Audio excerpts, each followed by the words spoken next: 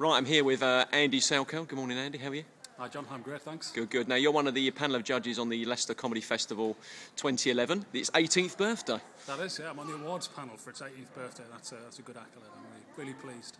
Have you done it before? This is one of these things I often say ask the judges, is it something you've done before, or, is it the first time? This is the first time for me. I have a mate who's on the panel again this year, who did it last year, and he infused me in the pub that it was something that was really interesting to do, and something I was capable of. It's not rocket science, thankfully. Now, speaking of Rob, I was interviewing him last night about being on the panel, and I said to him, what does he think qualifies him for actually being a judge? Do you watch a lot of comedy? Is it, you're strong and opinionated? What is it? And from your point of view, what is it that qualifies you to be a judge? Yeah, well, we had to fill in a short kind of application form, and the things that I put on that were that I've been watching comedy on and off for maybe 20, 25 years, so I've seen enough of it to have my own opinion about what I think is good and what is bad. And I've seen enough of it, I think, to kind of read some formats and to kind of like find commonality between performances and certainly make a judgment. I think the other key thing is I'm prepared to make a judgment call on things. I'm happy to kind of like make say what I think is good and bad, and kind of to justify that in my own terms, not necessarily in agreement with other people and stuff. And I'm also prepared to listen to other people. Hopefully, we'll see when we have a big discussion at the end when we're trying to award things. It might turn out into a fist fight, Well, funny enough, Rob did say last night if he ends up with a black eye, it's because he's fallen out with you, which was quite funny. So there we go. That's both of you on film. You're talking about it, and he's mentioned it already. When you're sitting, say for example, you're sitting in a venue, yeah, and you're not particularly finding it very funny and all that, and there's like a large section of the crowd obviously in hysterics and they're really enjoying it. It must be quite difficult to then think, well, do you kind of like analyse why you don't like it and maybe why they're laughing and kind of judge it accordingly? I'm trying to. I've tried to do that. I've done about six viewings so far, and I'm trying to kind of remain relatively neutral, even when I'm really enjoying it. I don't want to go for really too loud and kind of disrupt the show or add to the show too much. And equally, if I'm finding it pretty dull, then I'll try not to kind of show that too much.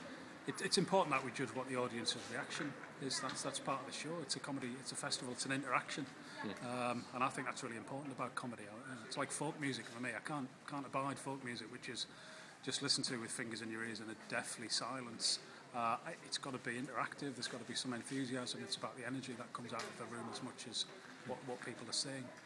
And how do you like your comedy, or how do you take your comedy? This is one of those things I often ask people is, do you like it, a bit like music, some people like it in big stadiums and other people like sort of small personal gigs and stuff like that. I mean, how do you like your comedy? Do you like sort of, De Montfort Hall or Curve, or are you preferring some of the smaller venues now like the Exchange or, the Crumbling Cookie, that kind of thing? Yeah, I like the smaller venues. That's my bag. I like something that's kind of interactive and a bit fuzzy.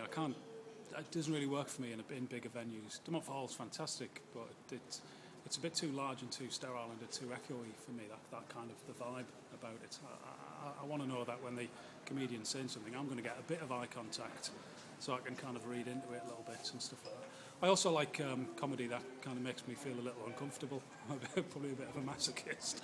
I want people to push me in different directions, because for me it's all about people who've got something to say about the world that we live in. Hopefully, really funnily or really amusingly, something that kind of like pushes the boundaries. So I like to do that, and that's probably easier to do for a lot of comedians. That kind of interaction in a smaller space where it's a little bit more intimate.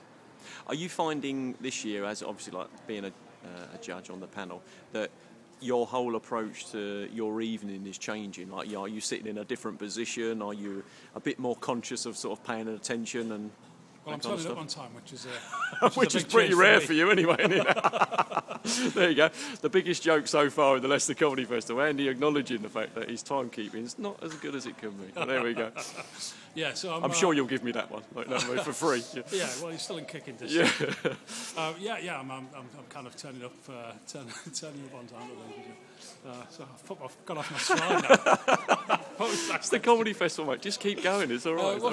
Am I changing things? Am I changing the way I'm viewing it and experiencing it? Yeah, definitely. And about where you're sitting, I mean, are you conscious conscious about not sitting too near the front in case someone looks at you and thinks, oh, he looks like a judge type thing? Yeah, I don't necessarily want to be part of the show and stuff. I need to observe the show a bit neutrally in that sense. So I'm avoiding sitting in the first few rows where that's possible. Though that didn't quite work, we went to see Rob and I went to see Ian de Montfort, who was on, and he was doing this kind of cod kind of seeing kind of thing about bringing the spirits from the dead forward and stuff. And he had a couple of kind of gimmicks that he was working with. I was really intrigued to see it, so I actually kind of went, "I'll do it," and took the cube out of his hand because I couldn't work out how he was what trick he was playing with the audience. And I still can't really work it out, but I really enjoyed the show and stuff. So I suppose I've kind of crossed my own threshold there, kind of gone contrary to my own advice there. Do you? Is it something you'd do again? Would you think you would do it again if the opportunity came up? Would you do it for a second time? I mean, I know we're only halfway through, aren't we? But yeah, definitely. I mean, if the opportunity comes up. Obviously, exposing yourself on citizens' eye is not going to help with your neutrality and your kind of anonymity. But yeah, I've really enjoyed it so far. I mean, we're about a third of the way through it, and I've really got a lot out of it. I've really enjoyed it. I enjoy kind of writing the reviews and kind of sharing that kind of feedback in a more formal basis with people, and trying to get some sort of consensus about what we think is the quality control and what we think is going to be really good to move forward with. Okay, one final question. Now, this year, the Leicester Comedy Festival was obviously its 18th birthday. It's acknowledged now as Europe's longest-running comedy festival, I think. So it's getting lots of sort of national accolades, certainly in the lead up to it, lots of national press and things like that. As someone from Leicester, what do you think it brings to the city? Well, I think it brings a buzz and a vibe. I mean, it's February, and in the first weekend, I saw something like 10,000 tickets.